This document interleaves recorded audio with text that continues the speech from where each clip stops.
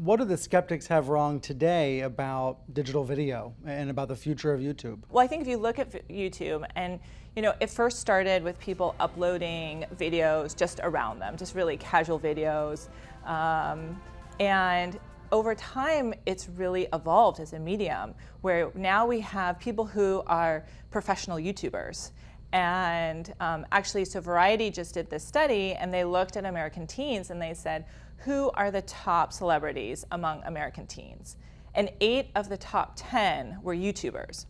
It's not just a one-way conversation. It really is becoming a two-way conversation where the fans are participating and communicating with the creators. Do you feel that YouTube stars are not yet enough mainstream? They're not mainstream enough within the rest of the country, the rest of the world? Or is that an outdated perception? Well, I think they're definitely becoming mainstream. So YouTube creators are definitely mainstream among, if you look at the teen audience. I mean, that's why 8 of the top 10 celebrities are YouTubers. But YouTube right now has huge reach and a huge set of users in the 18 to 34 and the 18 to 49 category too. I guess I find myself wondering if YouTube is still sort of an alternate or parallel universe from what we think of as sort of mainstream traditional entertainment. And if so, are they blurring more? Are the lines blurring more? Yeah, well, I definitely think the lines are blurring a lot more.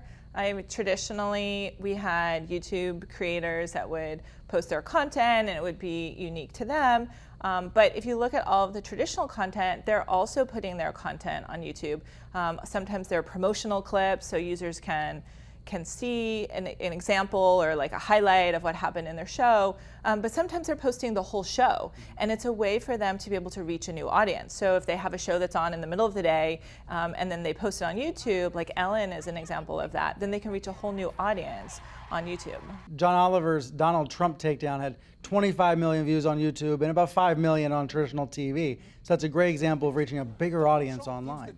Yeah, so I think a lot of the networks are seeing examples where they're posting whole shows, and John Oliver is an example of that, where they'll post the whole show the next day, but it gets a lot of viewing.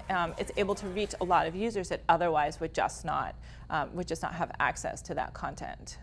How are you seeing YouTube used in the U.S. presidential election? Because I've seen more and more political ads on the site. Yeah, so we've seen a lot of the candidates really engage with YouTube. They've been creating some really great and interesting ads.